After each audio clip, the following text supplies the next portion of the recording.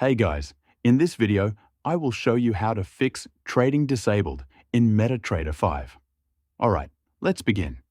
If trading is disabled in MetaTrader 5, the first thing to check is your account.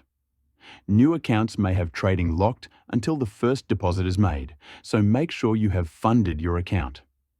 If you've already deposited, the next step is to troubleshoot the app. On an iPhone, go to Settings and search for iPhone storage.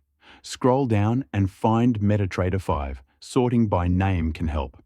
Tap on it, select Offload app, and then reinstall. This often fixes technical problems. Another reason trading may be disabled is that the market is closed.